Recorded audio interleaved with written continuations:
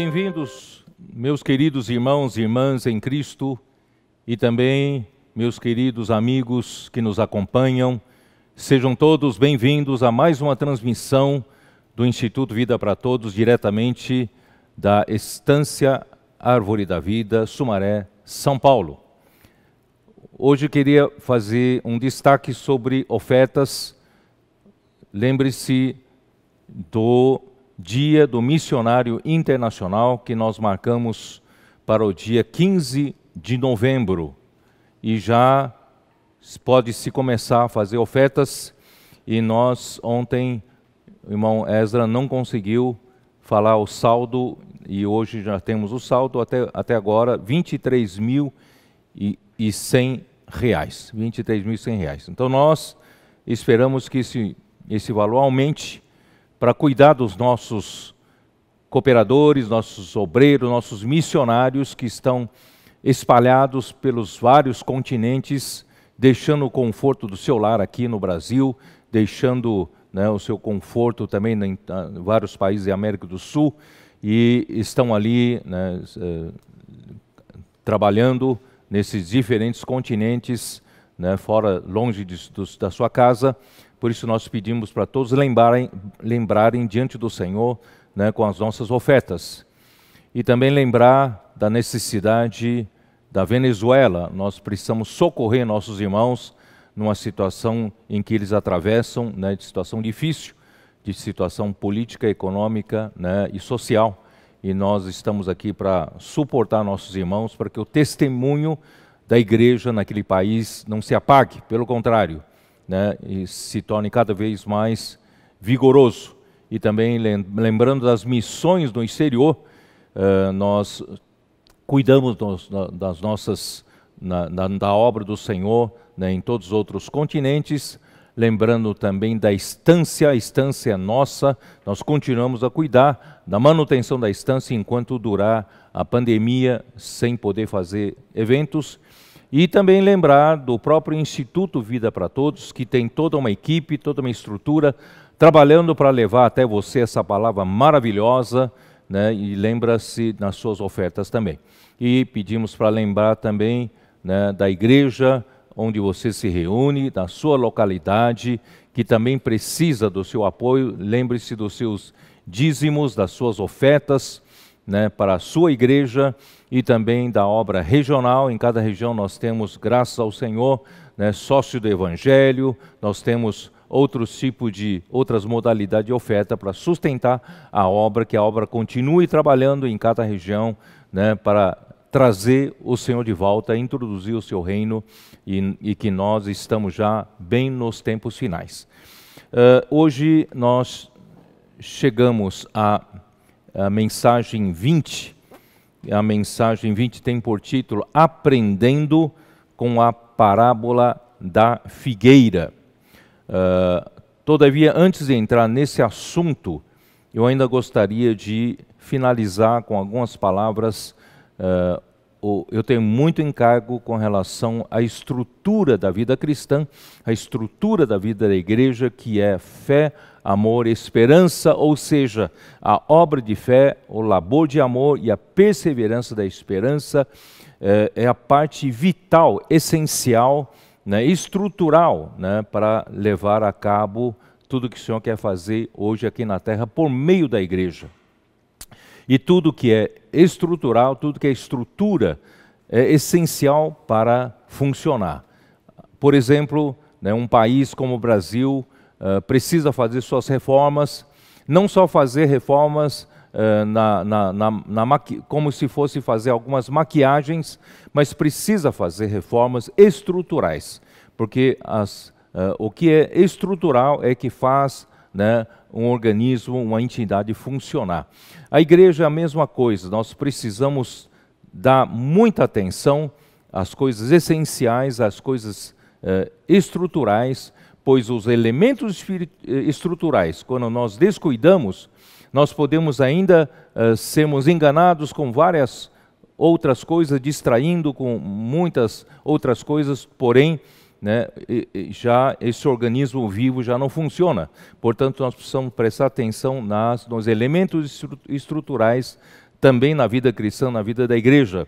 E sobre isso eu vou falar um pouco mais detalhadamente. Hoje à tarde, às 18 horas, haverá uma conferência para a América do Norte, né? E nós vamos transmitir diretamente daqui também para Canadá, para os Estados Unidos, para o México, e que estará também aberto para todos. E que nós vamos falar um pouquinho mais detalhado também sobre esse assunto estrutural, os elementos estruturais. Então, se você, só para ilustrar, se você tem vivido uma vida cristã, né, de uma maneira muito religiosa, sem poder, sem força, sem vitalidade, né, a sua vida cristã está cansativa, está sem força, né, alguma coisa está errada. Você precisa rever essa parte estrutural da sua fé. Portanto, você precisa, né, da fé. Você precisa aprender. A fé não é meramente um ingresso para uma religião cristã, não. A fé é você ter acesso às coisas de Deus, acesso às coisas que aqui na terra não tem, mas na outra dimensão, na dimensão espiritual, na dimensão celestial, na dimensão divina, você consegue através da fé ter acesso. Isto é, no dia em que você creu no Senhor Jesus, o aceitou como seu Senhor e Salvador, né, surgiu, né, quando veio a palavra do Evangelho, trazido pela palavra, que é aquele caminhãozinho, certo? Trazendo essa palavra até o seu espírito, e no seu espírito gerou uma reação que é a sua fé. Você então creu na palavra do Evangelho, esse crer fez com que alguma coisa acontecer no seu espírito. O seu espírito foi regenerado, nasceu de novo, você se tornou filho de Deus por meio do seu espírito, e o seu espírito foi reconectado com Deus. E a partir desse momento que você teve então acesso à vida de Deus, à natureza de Deus, às coisas invisíveis, né, de Deus e espirituais, você, através da fé, você teve acesso e você nasceu como um filho de Deus. Mas essa experiência não pode ficar só na primeira experiência da salvação. Essa experiência você precisa ter todos os dias. Você pode usar a sua fé, portanto você precisa receber a palavra constantemente.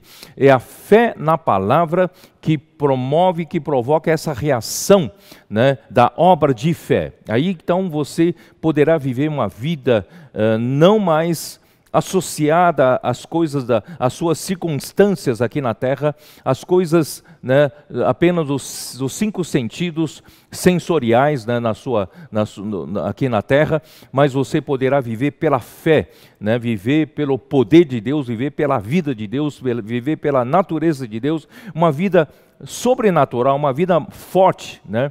Eu me lembrei de Efésios capítulo 1, versículo 18, ali diz: no momento em que nós cremos no Senhor Jesus, nós precisamos conhecer qual é a esperança, né, do chamamento, está no versículo 18, e qual é a riqueza da glória da sua herança nos santos. No versículo 19, diz assim: qual a suprema grandeza do seu poder para com os que cremos segundo a eficácia da força do seu poder. Quer dizer, quando nós cremos, nós vamos buscar na dimensão de Deus o poder de Deus.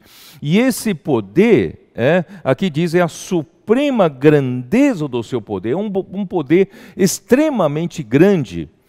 Então, por que nós vivemos ainda uma vida cristã miserável, uma vida cristã rotineira, uma vida cristã sem força? É porque nós não sabemos tirar o poder, né, todas as coisas de Deus por meio da fé. Portanto, nós precisamos viver no Espírito. Eu gostei muito que ontem, né, nosso querido irmão Ezra, ele falou de 2 Tessalonicenses, capítulo 2, versículo 15, onde ele enfatizou, né, eu acho muito importante isso, né, capítulo 2, versículo 15, que diz assim: assim, pois, irmãos, permanecei firmes e guardai as tradições que vos foram ensinadas, seja por palavra, seja por epístola nossa. Queridos irmãos, não precisamos, como disse o nosso irmão, ficar buscando as coisas lá fora. Deus tem nos dado as suas tradições aqui na vida da igreja. Não reinvente a roda. Deus tem uma liderança, Deus tem seus profetas, Deus tem nos dado palavra. Aqui fala, palavra, né, sejam por palavra, sejam por epístola, isto é a palavra falada. Agora você está ouvindo uma palavra falada. E depois essa mesma palavra se transformará em alimento diário e em outros livros. Então tem a palavra falada e a palavra por epístolas, palavra por escrito. Então tem a palavra falada e a palavra escrita.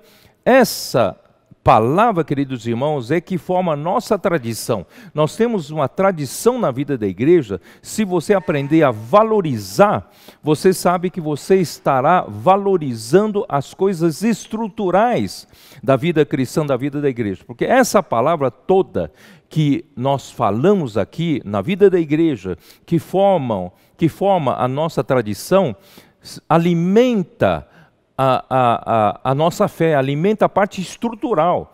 Portanto, queridos irmãos, não se distraia com muitas coisas. Vamos nos concentrar, nos focar nessa palavra profética falada e escrita e guardar as nossas tradições. Por exemplo, né, ontem o irmão falou sobre invocar o nome do Senhor.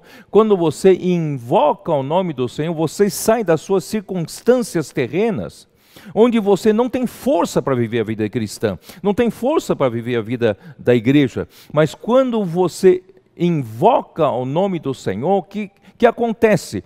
Você estará acessando por meio do Espírito, seu Espírito, e por meio da fé, ao próprio Senhor Jesus, que é o Espírito. E quando você usa o seu Espírito para acessar ao Senhor, que é o Espírito, as coisas começam a acontecer na sua vida, coisas sobrenaturais. Você ganha vida, você ganha força, você ganha alegria. A sua vida cristã deixa de ser uma vida, né, aborrecida, uma vida sem força, uma vida sem graça, sem alegria. Vamos mudar a nossa vida, começando pela fé, exercitando nosso espírito, invocando o nome do Senhor. Nós temos uma coisa maravilhosa chamada orar e ler a palavra. Ontem nosso irmão falou claramente, qualquer porção da palavra pode se tornar nossa oração, e através de ler e orar, nós tomamos posse da palavra. Né? E nós vamos tomando, por exemplo, ontem o irmão Ezra falou sobre regozijai-vos sempre. Mas se você tomar posse, né, você dizer, eu não estou alegre, eu não tenho força para me alegrar nesse momento que eu estou passando, mas eu acredito que por eu exercitar o meu espírito, a minha fé, eu posso tomar posse da realidade que está em cada palavra. Eu posso dizer, regozijai-vos sempre, não consigo alegrar, mas essa palavra vai me trazer alegria, vai trazer a realidade da alegria. Portanto, irmãos, guarde as tradições nossas, não é isso? Nós temos muitas outras coisas, falar e cantar hinos, os hinos são maravilhosos para nós ganharmos da porção de Deus, não é isso? Nós temos as nossas reuniões, nós temos, né, tudo, né, na vida da igreja, essas tradições, vamos guardar porque elas são, né, para cuidar do lado estrutural, do lado essencial da nossa vida cristã. E seguindo aí, então, rapidamente, já estou gastando muito tempo, temos o labor de amor. Queridos irmãos, nós precisamos, a vida da igreja precisa de um labor de amor, né? Nós precisamos, de tanto nós recebemos de Deus pela obra de fé, nós recebemos pela fé, pelo Espírito, tudo que Deus é, tudo que Deus, né, Deus fez, a sua obra, o seu poder, quer dizer, o que Deus é amor. Então, a essência de Deus é o amor. Então, quanto mais você, pela fé, vivendo no Espírito, tomando as ferramentas que as tradições nossas, a tradição nossa, né, nos facilitam, então nós podemos ter acesso ao amor de Deus, a essência de Deus é o amor. Aí nós nos enchemos de amor e nós então passamos a amar os nossos irmãos, amar as pessoas, levar o Evangelho, né, para a salvação das almas, e depois de salvas nós passamos a cuidar delas. Eu tenho falado muito da rede de cuidado que a vida da igreja precisa estabelecer. E essa rede de cuidado, irmãos, eu vou falar rapidamente, talvez à tarde eu fale mais claramente. Essa rede de amor, você não pode esperar apenas em uma ferramenta. Por exemplo, grupo familiar de cuidado e multiplicação é uma das ferramentas que o Senhor nos deu. O Bucafé é outra ferramenta que o Senhor nos deu, né? Nós temos aqui o cuidado dos jovens, temos o Avança Jovem, temos o cuidado dos jovens na igreja, temos o serviço de adolescente, temos o serviço de criança, temos o serviço de casais, nós temos, né? Podemos abrir nossas casas para receber as pessoas, né? Então, todas essas ferramentas são ferramentas. Não confie em que o grupo familiar de cuidado em multiplicação em si vai fazer o trabalho. Tem que ter o labor de amor. Se não tiver o labor de amor, você achar que o grupo familiar de cuidado mútuo como uma ferramenta vai fazer o seu milagre, não vai fazer. Né? O Bucafé vai fazer o seu milagre, não vai fazer. Né? Qualquer outro serviço da igreja, você acha que vai fazer o milagre, não vai fazer. Como o próprio nome diz, eles são ferramentas. Ferramentas são para serem utilizadas por nós, e nós precisamos saber que o elemento estrutural para usar essas ferramentas é o labor de amor. Se você não tiver o labor de amor, não adianta você confiar nessas ferramentas. É o labor de amor, usando as ferramentas, né, por isso nós não precisamos usar só uma ferramenta, usamos as várias ferramentas para ganhar as pessoas, para cuidar das pessoas, e as pessoas se sentirão seguras, porque eles veem que existe uma estrutura de amor, uma estrutura na vida da igreja, uma estrutura de vida orgânica, que sustenta, né, as pessoas. Nós temos fundamentos da fé cristã, nós podemos dar, né, a base, né, das verdades para os irmãos, para as pessoas novas. Nós temos a liderança, né, fundamentos da liderança cristã, podemos ajudar como tomar liderança em todo o serviço da igreja. Nós temos a palavra profética, nós temos a palavra fundamental, quer dizer, nós temos tudo, né? Nós temos tudo para montar essa rede de cuidado e também dar segurança para as pessoas. E por fim, nós temos a perseverança da esperança, isto é, se nós queremos ser úteis na mão do Senhor, queridos irmãos, é necessário passarmos por várias provações, como diz o próprio Pedro em sua primeira epístola, no capítulo 1. É necessário que passemos por provações, porque as provações vão nos amadurecer. As provações vão purificar, depurar, né, a nossa fé. E o valor da nossa fé vai cada vez mais aumentar, né, até que sejamos aprovados naquele dia. Portanto, queridos irmãos, não adianta você querer escapar, né, dos sofrimentos, das tribulações, porque fazem parte da estrutura, da perseverança, da esperança. Graças ao Senhor por essa visão. Eu espero que, bem rapidamente, é só para a gente não deixar passar, né, rapidamente, superficialmente, esse encargo. Eu acho muito importante a estrutura da vida cristã, a estrutura da vida da igreja, fé, amor, esperança. Precisamos prestar muita atenção e viver por essa estrutura. Do contrário, nada vai funcionar. Muito bem. Bom, então vamos entrar no assunto em si, que é aprendendo com a parábola da figueira. Por que me motivou a falar sobre isso? Porque eu não queria que os irmãos tivessem ignorância com relação, né, aos judeus. Por quê? Em 1 Tessalonicenses, capítulo 2, versículo 13 em diante, depois que Paulo falou em versículo 13, o segredo, né, deles isso era uma das tradições maravilhosas que nós temos, que os tessalonicenses receberam a palavra, que ouviram dos apóstolos, eles acolheram como palavra de Deus, como de fato era a palavra de Deus. E com efeito, essa palavra de Deus falada por meio dos apóstolos, que eles acolheram pela fé, eles creram como palavra de Deus, essa palavra em si só estava operando eficazmente neles que creram. Então é importante a gente aprender a crer, ter a simplicidade. Você precisa primeiro avaliar se essa palavra realmente veio de Deus.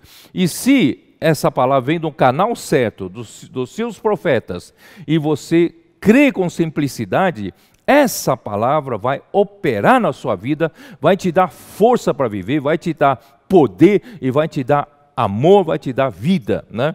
Então isso é muito importante. Aí no versículo 14 começa a seguir, né, uma nova seção que diz assim: tanto é assim, irmãos, que vos tornastes imitadores das igrejas de Deus existentes na Judéia, em Cristo Jesus, porque também padecestes da parte dos vossos patrícios as mesmas coisas que eles, por sua vez, sofreram dos judeus, os quais não somente mataram o Senhor Jesus e os profetas, como também nos perseguiram e não agradam a Deus e são adversários de todos os homens, a ponto de nos impedirem de falar aos gentios para que estes sejam salvos, a fim de irem enchendo sempre a medida de seus pecados. A ira, porém, sobreveio contra eles definitivamente. Então, essa porção da palavra é uma palavra muito pesada, né, contra os judeus. É uma palavra muito pesada. O que eu quero dizer é o seguinte: de um lado, nós sabemos de toda oposição que os judeus fizeram com relação ao Evangelho, com relação à vinda de Cristo e com relação, né, à economia de Deus no Novo Testamento. Eles realmente foram inimigos de Deus, eles pensam que estão agradando a Deus, todavia eles não agradam a Deus, eles estão impedindo que as pessoas recebam a salvação, eles mesmos não querem e impedem que outros recebam a salvação. Então, Deus irá puni-los, Deus está punindo por causa dessa rejeição, tá? Mas, queridos irmãos, eu queria que você não ficasse ignorante, porque houve na história, né, do cristianismo algum momento, né, de perseguição aos judeus, mesmo por parte dos cristãos, como que quisessem fazer vingança, né, porque eles mataram o Senhor Jesus e eles são inimigos da igreja, são inimigos de Deus. Então nós, né, os cristãos, quiseram fazer justiça pelas suas próprias mãos, não é isso? E às vezes a gente vê, tinha uma época que malhavam Judas, né? Só que quando falam em malhar Judas, na verdade eles estavam tinha o conceito de malhar quem matou o Senhor Jesus, que eram os judeus, né? Portanto, queridos irmãos, eu não quero que a igreja tivesse esse conceito errado, que nós então consideramos os judeus inimigos nossos, né? Embora eles realmente foram inimigos de Deus, mas precisamos conhecer, né, a história de Israel e qual é a sua correlação, né, com Deus. Então eu quero aqui a partir de agora mostrar um pouco, né, em Mateus 21, vamos olhar em Mateus 21 uma parábola, que de fato eles foram o povo escolhido por Deus no Antigo Testamento, e Deus esperava, né, que algum fruto deles. Então vamos lá. Mateus 21, a partir do versículo 33. Atentai outra parábola: havia um homem, dono de casa, que plantou uma vinha, cercou-a de uma sebe, construiu nela um lagar, edificou-lhe uma torre e arrendou-a a uns lavradores, depois se ausentou do país. Esses lavradores são exatamente, né, a liderança, os obreiros do Antigo Testamento, do povo de Israel. Ao tempo da colheita, enviou seus servos aos lavradores para receber os frutos que lhe tocavam. Deus, ele plantou uma vinha e ele entregou para esses lavradores cuidarem da vinha. Era para eles, né, devolverem para Deus em frutos. Deus quer frutos. Esse fruto, na verdade, irmãos, é principalmente todas as coisas que Deus deseja que se produza aqui na terra por meio do amor. O amor, Deus é amor, e o fruto, né, da vinha, fruto da videira é o amor. Então, e os lavradores, agarrando os servos, espancaram a um, mataram a outro e a outro apedrejaram. Enviou ainda outros servos em maior número e trataram-no da mesma sorte. E por último, enviou-lhes o seu próprio filho, dizendo: a meu filho respeitarão. Foi quando o Senhor Jesus veio aqui na terra. Mas os lavradores, vendo o filho, disseram entre si: este é o herdeiro. Ora, vamos, matemo-lo e apoderemo-nos da sua herança. Mataram o Senhor Jesus e agarraram-o, lançaram-no fora da vinha e o mataram. Quando, pois, vier o Senhor da vinha, que fará aqueles lavradores? Não é? Então, responderam-lhe: fará perecer horrivelmente a esses malvados e arrendará a vinha a outros lavradores que lhes remetam os frutos nos seus devidos tempos. Então, haverá outros lavradores. Esses outros lavradores, queridos irmãos, é a igreja. Somos nós. Se o povo de Israel não deu os frutos que Deus queria, então está na hora de nós darmos os frutos para Deus, certo? Perguntaram-lhe Jesus: nunca leste nas Escrituras? A pedra que os construtores rejeitaram, essa veio ser a principal pedra angular. Isso procede do Senhor e é maravilhoso aos nossos olhos. Essa pedra é o próprio Senhor Jesus, era Cristo, que foi rejeitado pelos judeus, rejeitado pela liderança, né, dos judeus, e essa pedra, sim, se tornou a pedra fundamental, a pedra angular, a base da coluna, é uma pedra principal de toda a casa de Deus, de todo o edifício de Deus. Portanto, queridos irmãos, o que os judeus rejeitaram Jesus, rejeitaram essa pedra. Versículo 43. Portanto vos digo que o reino de Deus vos será tirado e será entregue a um povo que produza os respectivos frutos. Então aqui fala da transferência do reino de Deus. O reino de Deus foi entregue no Antigo Testamento para o povo de Israel, e eles, no fim, eles falharam, eles rejeitaram o próprio Senhor, que veio, né, como Messias para eles, e graças a Deus, com a rejeição, Deus então, né, o evangelho deles chegou até os gentios, chegou até nós, principalmente nós. Também a alguns judeus, mas principalmente aos gentios. E nós tivemos acesso, e nós hoje estamos na igreja, porque a igreja foi gerada com a morte de Cristo, a morte e ressurreição de Cristo. E a partir de então, o reino de Deus foi tirado do povo de Israel, foi entregue para a igreja. Nós hoje, nós recebemos essa transferência do reino de Deus para nós. Olha a responsabilidade, precisa produzir os respectivos frutos e entregar para Deus, tá certo? Eu não tenho muito tempo, vou ter que ser um pouco mais rápido agora. Segundo livro de Crônicas, capítulo 36. Segundo livro de Crônicas, capítulo 36, é no momento do cativeiro babilônico do povo de Judá, né?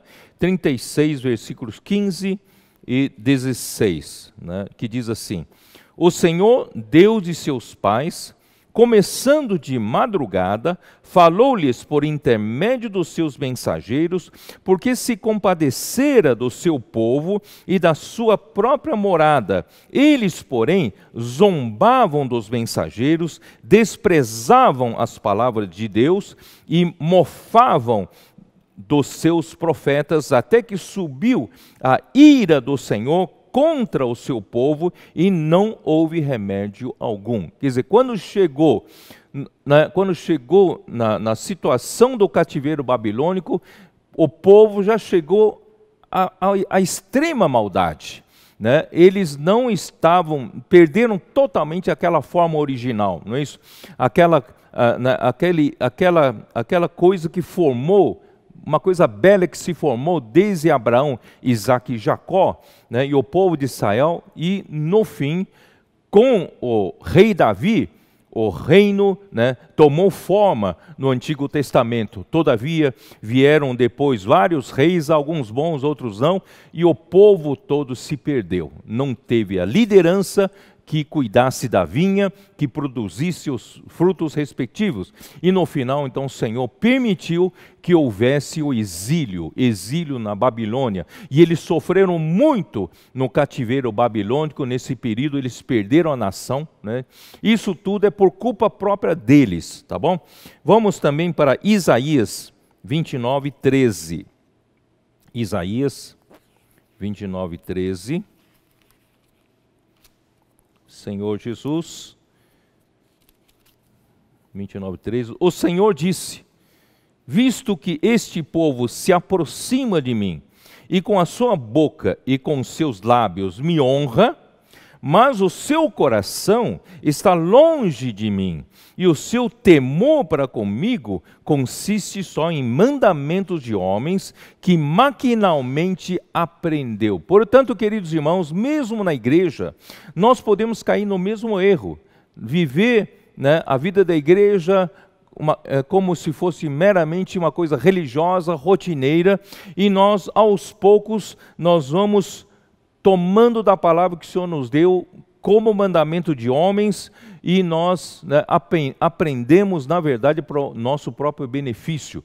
Queridos irmãos, nós temos que ter um coração sincero diante do Senhor, um coração puro, para viver, né, a estrutura da vida da igreja, que eu quero repetir, que é a fé, o amor e a esperança. E Mateus 15, versículo 8, repete essa parte, mas vamos ler só para saber que no Novo Testamento foi citado, né, Mateus 15, versículo 8, né, que diz assim: este povo honra-me com os lábios, mas o seu coração está longe de mim, e em vão me adoram, ensinando doutrinas que são preceitos de homens. E os judeus, por fim, mataram Jesus. Atos, vamos dar uma olhada em Atos, nas palavras de Pedro, do apóstolo Pedro, Atos capítulo 2, versículo 23.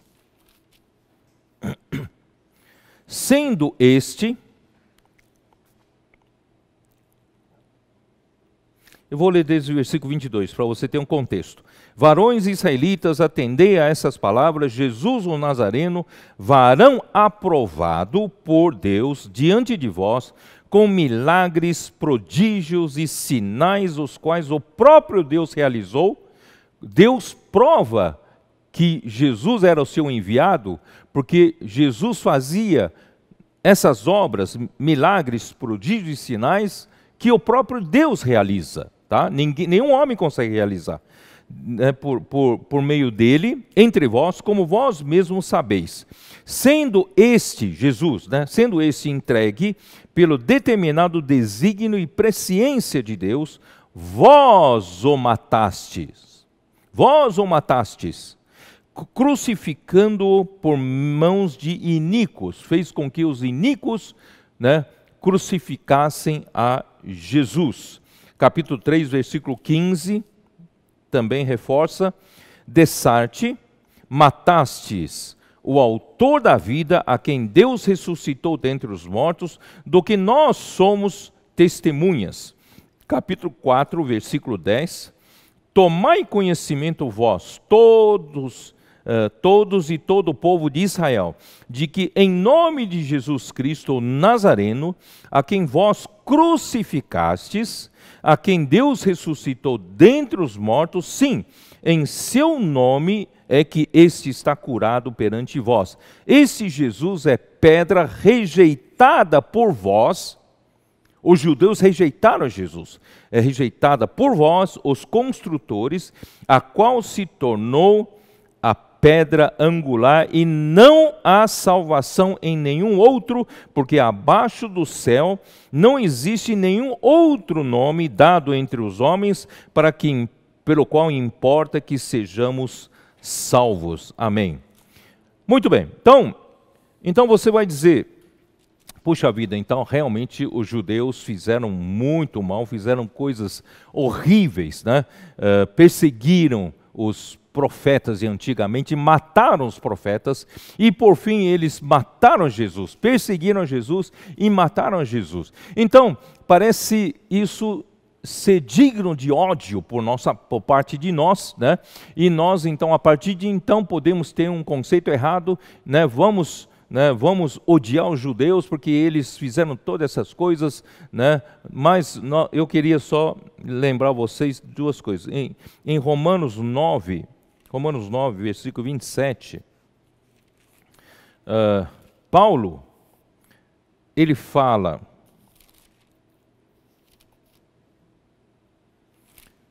assim: mas relativamente a Israel, dele clama Isaías, ainda que o número dos filhos de Israel seja como a areia do mar, o remanescente é que será salvo. Porque o Senhor cumprirá a sua palavra sobre a terra cabalmente e em breve. Portanto, irmãos, existe Israel como um todo, mas Deus não abandonou Israel. Por causa da sua promessa feita a Abraão, Isaque e Jacó, o povo de Israel é um povo amado por Deus. Disso nós nunca podemos deixar de pensar. Esse é um povo amado por Deus. Embora muitos fizeram muitas coisas erradas, mas Deus ainda vai salvar o remanescente. O remanescente será salvo. Isso está também em Isaías capítulo 10. Isaías capítulo 10, versículo 20. Versículo 20 que diz: acontecerá naquele dia que os restantes de Israel e os da casa de Jacó, que se tiverem salvado, nunca mais se estribarão, né, naquele que os feriu, mas, com efeito, se estribarão no Senhor, o Santo de Israel. Os restantes se converterão ao Deus forte, sim, os restantes de Jacó, porque ainda que o teu povo, ó Israel, seja como a areia do mar, o restante se converterá. Destruição será determinada, transbordante de justiça. Deus está guardando o seu povo, embora, né, Deus esteja suportando toda sorte, né, de rebeldia entre ele, toda sorte de desobediência, de traição, né, como né, Deus, como a mulher, né, traindo o marido, né, e esse povo realmente fez o que fez, coisas malignas, coisas maldosas, mas os restantes de Israel se converterão a Deus, e são esses restantes, queridos irmãos, os remanescentes que Deus irá salvá-los no final dos tempos. Eles estabelecerão o reino de Messias messiânico aqui na terra, eles cuidarão das nações durante o milênio, eles serão como sacerdotes, cuidando, ajudando as pessoas aqui na terra, e nós, os vencedores da igreja, nós estaremos reinando sobre todos eles, mas na parte celestial. Portanto, irmãos, Deus ainda vai usar Israel. Portanto, não tenha um conceito de que nós, né, vamos jogar fora Israel, tá? E também, irmãos, eu queria mostrar para vocês Jeremias 24. Jeremias 24.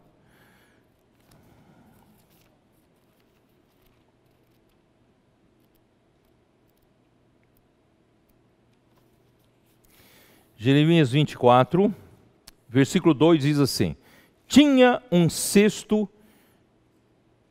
figos muito bons, com os figos como os figos temporãos, mas o outro ruins, que de ruins que eram, não se podiam comer. Esses figos representam o povo de Israel. Por isso que a figueira é um símbolo da nação de Israel. Os figos representam o povo. Então existe parte do povo boa, e a parte ruim. E de tão ruim que não se pode comer. Tá? Aí versículo, versículo 5.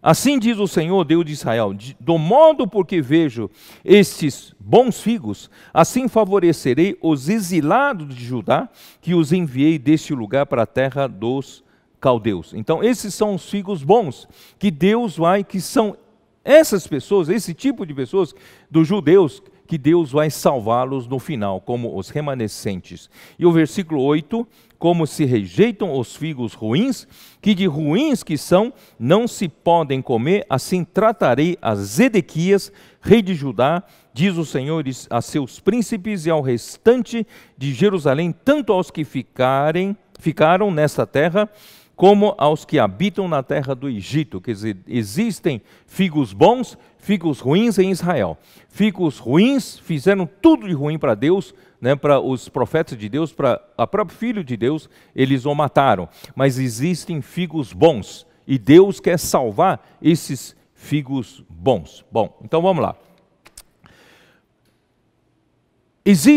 É importante você saber que existe uma correlação entre a igreja e Israel. Não dá para dissociar, existe uma correlação. Tá? E qual é a correlação? Hebreus 11, vamos olhar em Hebreus 11, versículo 12. Versículo 12, abriu, se você puder acompanhar na leitura, né? Por isso, também de aliás, já amortecido, saiu uma posteridade tão numerosa como as estrelas do céu, e inumerável como a areia que está na praia do mar. Queridos irmãos, a partir de Abraão, e Paulo fala em Gálatas, Paulo fala em Romanos, que Abraão, não só ele era o pai, né, de quem gerou o povo de Israel, mas ele também é o pai da fé de todos aqueles que crerão no Senhor Jesus. Portanto, irmãos, ele tem a sua descendência terrena e tem a sua descendência celestial. E tudo partindo de Abraão, que é o pai da fé, era pai da fé. Então, tão numerosa, aqui diz, é tão numerosa como as estrelas do céu, que representam os descendentes celestiais, né, de Abraão, que são os da fé da igreja. Isso está em Gálatas 3, dá uma olhada em Gálatas 3, versículos 7 a 9. Sabei, pois, que os da fé é que são filhos de Abraão. Ora, tendo a Escritura previsto que Deus justificaria pela fé os gentios, pré-anunciou o Evangelho a Abraão. Então, os descendentes celestiais de Abraão são da fé, né? De modo que os da fé são abençoados com o crente Abraão, certo? E versículo 29, que diz o quê? E se sois de Cristo, também sois descendentes de Abraão e herdeiros segundo a promessa. A igreja são esses descendentes celestiais, herdeiros, né, segundo a promessa. E inumerável como a areia que está na praia do mar, que representa seus descendentes terrenos, que são os da carne, né, Israel. Muito bem. Então nós já lemos que essa descendência terrena rejeitou a Jesus e no fim até matou a Jesus. Portanto, agora sim eu posso entrar em Mateus 24. Vamos lá. Mateus 24, que são os versículos que coloquei para nós lermos. Mateus 24, versículo 32. Aprendei, pois, a parábola da figueira, quando já os seus ramos se renovam e as folhas brotam, sabeis que está próximo o verão. Então, o que quer dizer isso? Nós, como a igreja, nós precisamos ficar de olho na nação de Israel com relação à vinda do Senhor. Porque no momento em que eles crucificaram Jesus, no momento em que eles mataram ao Filho de Deus Jesus, que Deus enviou para a salvação, interrompeu-se a história de Israel. Então a morte do ungido de Deus marca um fim, né, a interrupção da história de Israel. E essa história de Israel só vai voltar a ser contada no final dos tempos, na última semana de anos, nos últimos 7 anos, certo?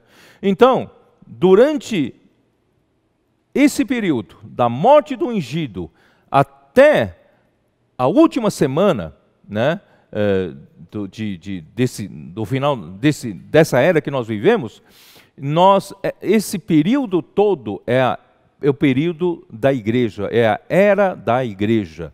Então nós hoje estamos com a responsabilidade sobre os nossos ombros, como essa vinha que precisa dar os respectivos frutos para o Senhor, o dono da vinha, certo?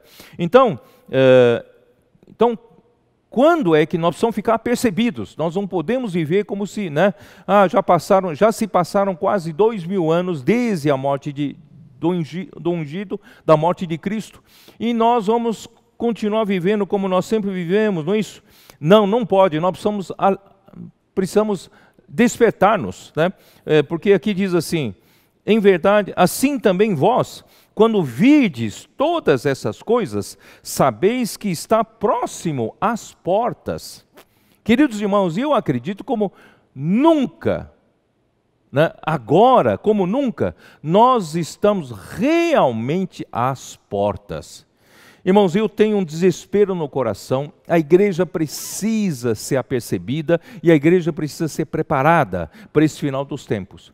Por isso eu digo assim, em todos os níveis, né, todos os níveis nós precisamos subir de degrau, né?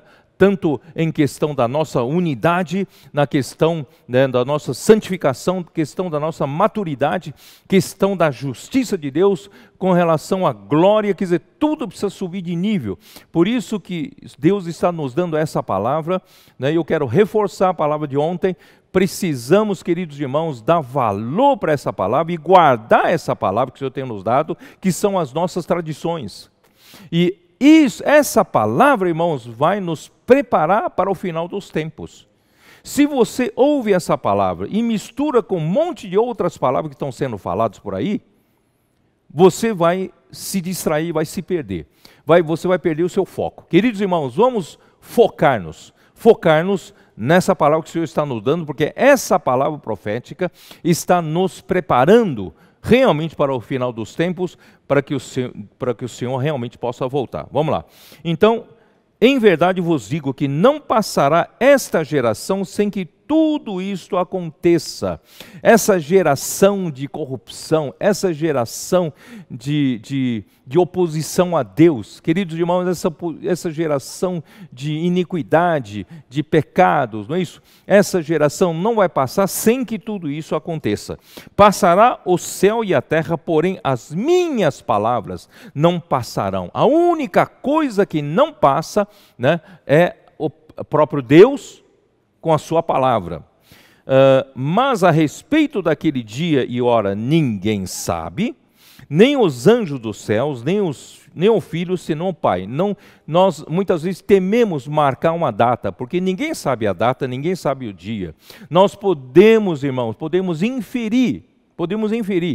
E eu, né, como engenheiro, ou como minha experiência, a gente sempre deve se preparar para o caminho mais crítico. Nós temos que sempre nos preparar para o pior. Portanto, meus queridos irmãos, se o tempo, né, que se abrevia, e se for, né, contar, se Cristo realmente morrera no ano 30, né, do ano do calendário cristão, se somar 2000 anos, é provável, né, pelo caminho crítico, é provável que a vinda do Senhor seja 2030. E, sendo 2030 a vinda pública do Senhor Jesus, então você subtrai 7 anos, quando vai iniciar a última semana da história de Israel que volta a acontecer. E essa última semana será marcada por uma grande aliança, um grande acordo que se fará, né, com o povo de Israel.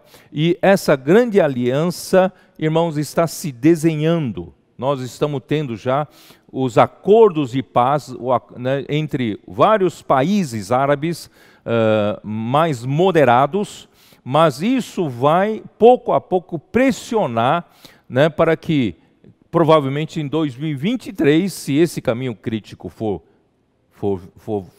válido, e nós vamos ter esses 3 anos próximos para costurar esses vários acordos até acontecer um grande acordo de paz. Então, aí, queridos irmãos, não é que aí vai vir a grande tribulação, não. Aí vai vir o período de paz e segurança. Não terão mais guerras e lutas ali no Oriente Médio entre Israel e os países árabes que assinaram um acordo de paz.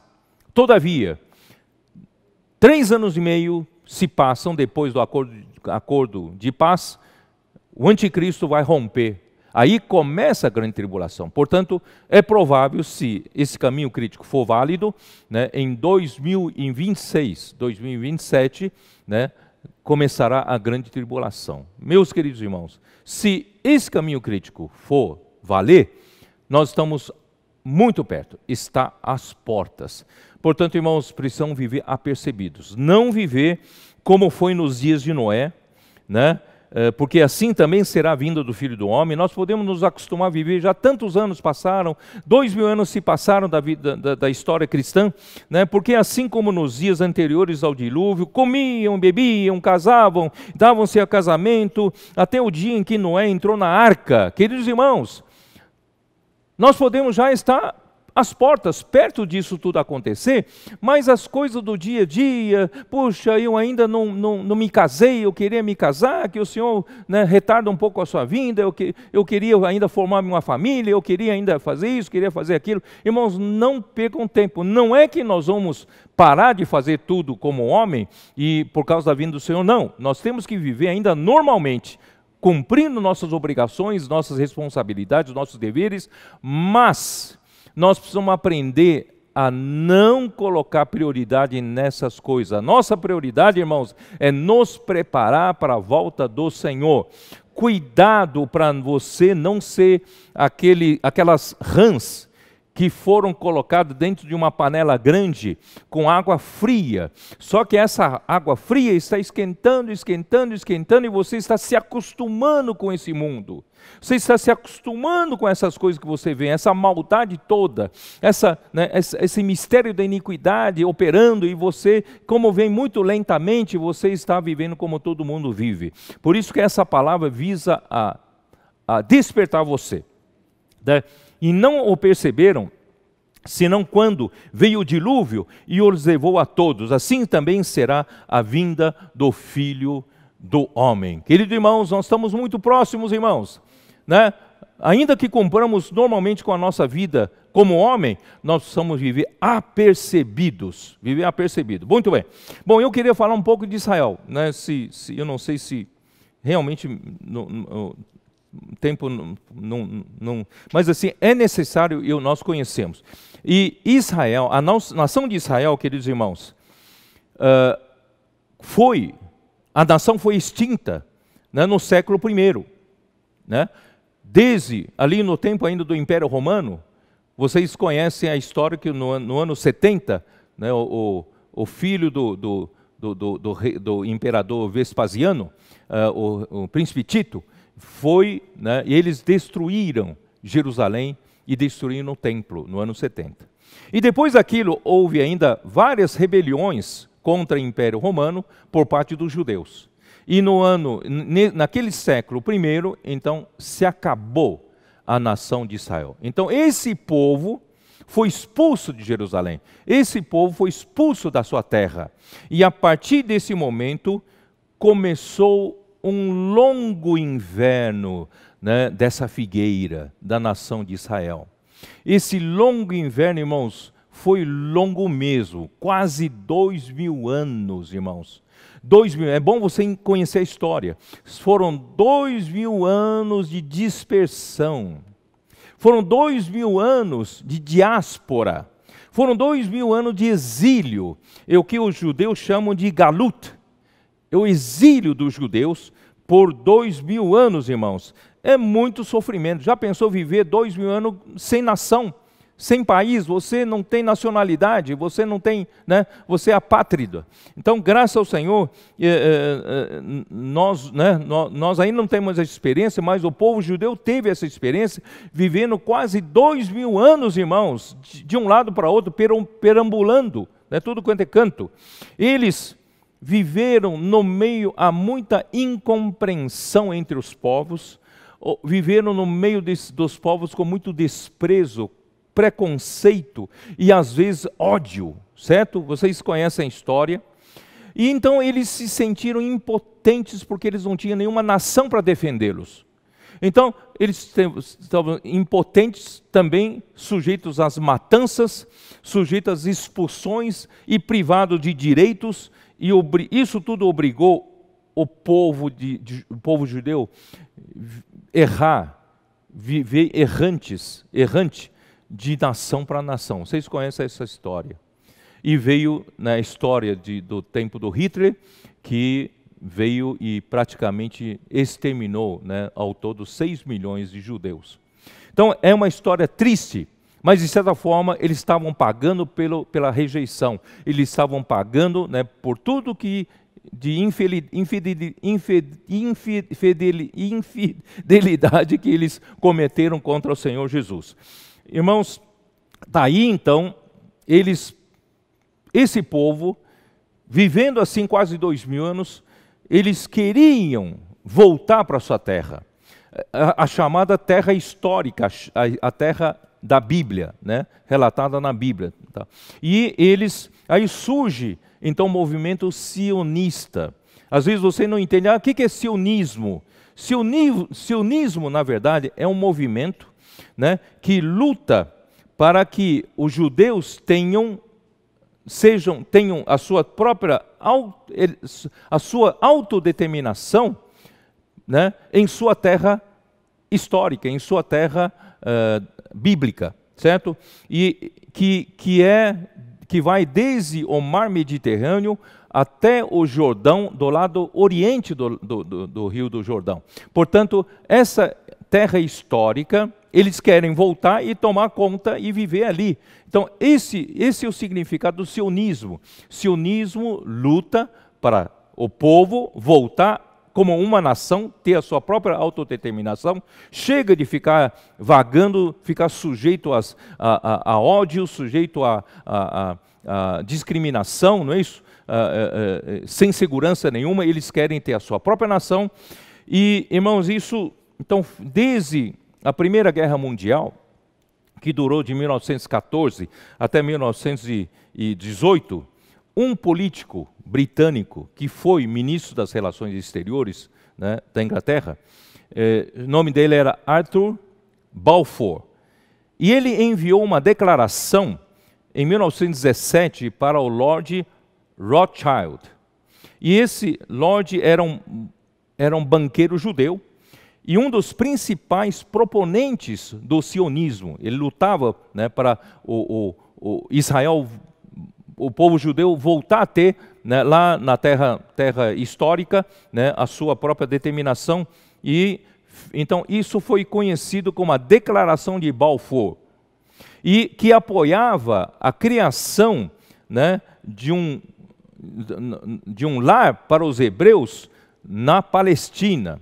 Esse nome Palestina, se eu não me engano, foi dado já no final, né, no início do exílio do povo de Israel. Esse nome foi dado pelo Império Romano, que passou a chamar aquela terra de Síria-Palestina. Por isso que hoje se conhece como Palestina. Então, o que acontece? Isso estava no meio da Primeira Guerra. Mas quando terminou a guerra, aquele território, né, que Israel quer voltar, estava debaixo do domínio do Império Otomano. Mas no final da Primeira Guerra, o Império Otomano se esfacelou, né? Não se dissolveu. Então, as Ligas das Nações, que depois se tornou a ONU, a Organização das Nações Unidas, designou a Inglaterra para cuidar daquele território que hoje seria Israel, Jordânia, Cisjordânia e Gaza. Então, Inglaterra cuidou. E de 1920 até 1930, cada vez mais judeus começaram a voltar para aquela terra da Palestina, né? A imigração chegou a quase 100 mil, né, judeus, mudando o modo de vida na região, porque ali era, né, mais ocupado pelos árabes. E os países muçulmanos vizinhos não queriam que os palestinos ficassem em segundo plano. Portanto, houve uma reação da população, né? Então os britânicos pararam com essa imigração, justamente na época em que o Hitler estava perseguindo os judeus. Então os judeus não tinham nem como voltar, porque era impedido de voltar para a sua própria terra. Bom, aí o que aconteceu? A história da criação de Israel, que é a figueira, né, que voltou a florescer, é o seguinte, a seguinte: a criação de Israel se baseou numa resolução aprovada na ONU no dia 29 de novembro de 1947. Aprovou a divisão da Palestina em 2 estados, um estado judeu e um estado árabe. E na época viviam 1,3 milhão de árabes e 600 mil judeus, só para vocês terem uma ideia da proporção. O brasileiro, diplomata brasileiro, Oswaldo Aranha, fez toda a diferença nisso. Ele fez lobby pela criação de Israel, ele foi chefe da delegação brasileira à ONU, ele foi o presidente da primeira sessão especial da Assembleia Geral em 1947.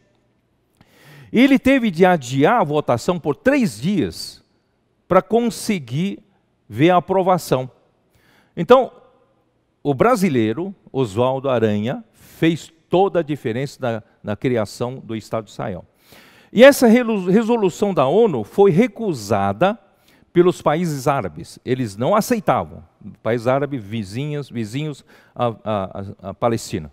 Então, no meio dessas discussões, que durou 1 ano, no meio dessas discussões, né, aceita, não aceita, tal, e no dia 14 de maio de 1948, o ano seguinte, 1948, baseando-se nessa resolução aprovada na ONU no ano anterior, com a ajuda do Oswaldo Aranha, né,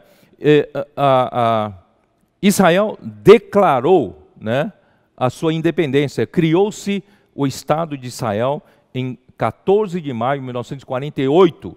Né? E a resposta árabe foi imediata. Né? No dia seguinte já, o Egito mandou suas forças, né, militares, a Síria, Líbano, né, e o Iraque atacaram Israel. Imagina Israel, um país recém-formado, fraco ainda, não tinha sua força militar capaz de enfrentar essas quatro grandes nações. Né? Mas o Senhor era com Israel. E a vitória, né, veio no ano seguinte, 1949, garantindo a sobrevivência desse novo país.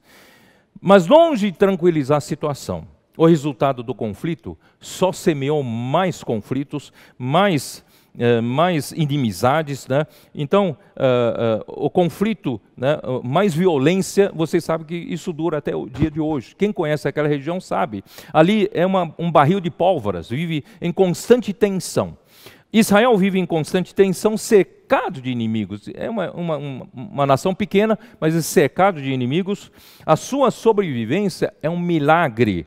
Deus é com Israel. Queridos irmãos, meu tempo acabou.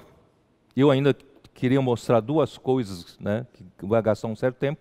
Eu não vou ter, quem sabe na próxima mensagem. Mas eu quero terminar de ler Mateus 24 para vocês, tá? Então, irmãos, a nação de Israel, a figueira, tinham figos maus, figos ruins, tão ruins que mataram profetas de Deus, mataram o próprio Filho de Deus, não é isso? Perseguiram Paulo, perseguiram as igrejas da Judéia e perseguiram também a própria igreja em Tessalônica. Então houve, né, muita coisa ruim, mas Deus ainda olha para os figos bons. Ainda em Israel há figos bons. E Deus ama esse povo. Deus vai no final ainda salvar os remanescentes. Então, quanto a nós, ao olharmos para Israel, é para nós sabermos que o tempo está próximo, queridos irmãos. No Brasil lançou-se uma facilidade de pagamento, chama-se Pix. O Banco Central nos deu uma facilidade tremenda. Hoje com Pix, que funciona 24 horas por dia, podemos fazer pagamentos, recebimentos e tal, a operação dura apenas 10 segundos. Queridos irmãos, isso é uma coisa fantástica. Veio para facilitar, né, todo mundo. Mas, irmãos, esse tipo de operação vai se tornar uma moeda internacional. Quer dizer, a transação vai virar uma coisa internacional, global. E pouco a pouco o dinheiro, papel, moeda não será mais usado para circulação. Cada vez mais nós vamos usar, né, o dinheiro digital. Isso vai facilitar cada vez mais o controle de circulação, né, de moeda pelo Banco Central e futuramente será um banco por uma estrutura global. Isso tudo vai desembocar no controle do anticristo. Ele vai usar esse controle para controlar quem pode comprar, quem pode vender, não é isso? Isso vai acontecer na grande tribulação, né? Quem não adorar a besta não terá como comprar, não terá como vender, então você é obrigado a adorar a besta para sobrevivência. Irmãos, isso tudo mostra que, e também com esse acordo de paz no Oriente Médio está se aproximando, isso mostra, irmãos, está bem próximo ao fim. Bem próximo, né? Versículo 40, então Mateus 24, versículo 40. Então 2 estarão no campo, um será tomado e deixado o outro. 2 estarão trabalhando. Por isso, irmão, não estou dizendo para vocês pararem de trabalhar, não. Alguns vão dizer, já que os irmãos estão falando que a vinda do Senhor está próximo, vou parar de trabalhar. Não faça isso. Continue trabalhando, cumprindo normalmente as obrigações de um ser humano, né, viver normalmente. Mas você pode ser um vencedor trabalhando. Pode ou não pode? Você pode, não é isso? Trabalhando, mas vivendo no Espírito, né? Não desprezando as tradições que o Senhor nos deu na vida da igreja, não rejeitando a palavra profética, a palavra falada e a palavra escrita, certo? E nós praticamos invocar o nome do Senhor, orar e ler a palavra, cantar nos hinos, nós amamos as reuniões, nós amamos, né, todas as ferramentas que o Senhor nos deu para levar a cabo a sua economia, né? Então, irmãos, nós podemos ser, nesse momento, né, e eu acredito que se o caminho crítico for válido, talvez por volta, irmãos, de 2026, pode já estar começando esses arrebatamentos, tanto do filho varão como das primícias. Irmãos, eu não quero ficar, eu quero ser arrebatado. Portanto, irmãos, vamos viver apercebidos, né? 2 estarão, não deixou de fora as irmãs, não. duas estarão trabalhando num moinho, né? Uma será tomada e deixada a outra. Então, irmãos, tanto irmãos como irmãs, né? Um será tomado, outro pode ser deixado. Portanto, irmãos, vamos tomar essa palavra com seriedade.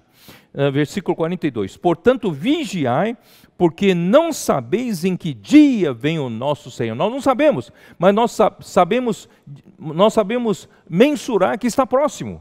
Porque a figueira já brota, não é isso? Os seus ramos já estão se renovando, né? E está surgindo acordo de paz, então está muito perto, às portas.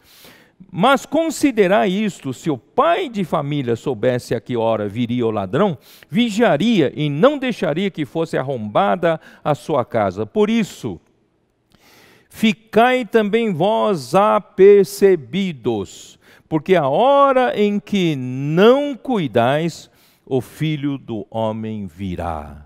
Se você achar que não, as coisas não, o Senhor vai voltar, vai demorar ainda, vou continuar me preocupando com minhas coisas, em ganhar dinheiro, meus negócios, né, buscar, né, coisas só para minha família, para mim mesmo. Irmãos, você pode, a hora que você não espera, o Filho do Homem virá e você será deixado.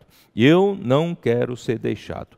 Isso tudo, irmãos, está também em 1 Tessalonicenses, porque precisa fazer essa ligação para vocês saberem que nós não estamos, né, nós não estamos desassociados da carta aos Tessalonicenses. No capítulo 5 de 1 Tessalonicenses, versículo 4. Mas vós, irmãos, não estáis em trevas, para que esse dia como ladrão vos apanhe de surpresa, porquanto vós todos sois filhos da luz e filhos do dia. Nós não somos da noite nem das trevas. Queridos irmãos, nós não somos da noite. Não somos das trevas, nós somos filhos da luz. Somos filhos do dia, nós vivemos acordados, nós vivemos despertos, nós estamos aqui claros, né, de tudo que está acontecendo, não estamos entorpecidos, não.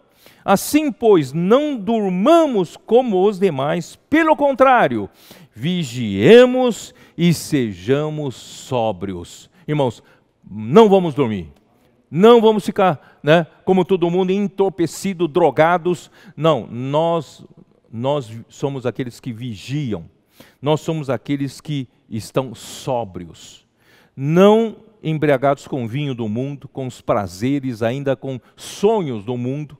Irmãos, tudo isso não vale nada. Irmãos, cada vez mais eu vejo a proximidade da vinda do Senhor. Irmãos, eu não tenho mais nenhuma atração pelas coisas desse mundo. Nenhuma atração, irmãos, pelos prazeres desse mundo. Eu só quero amar a vinda do Senhor. Eu só quero que o Senhor use-nos, irmãos, para trazer o reino de Deus aqui de volta. E o Senhor possa usar-nos para limpar todas as coisas negativas desse universo e que sejam varridas para dentro do lago de fogo. E Deus então possa usar Cristo para encabeçar todas as coisas que venham o reino milenar. E nós queremos reinar com o Senhor durante 1000 anos. E depois disso, irmão, nós vamos reinar, nós vamos estar com o Senhor, né, para todos sempre, no novo céu, nova terra, nova Jerusalém.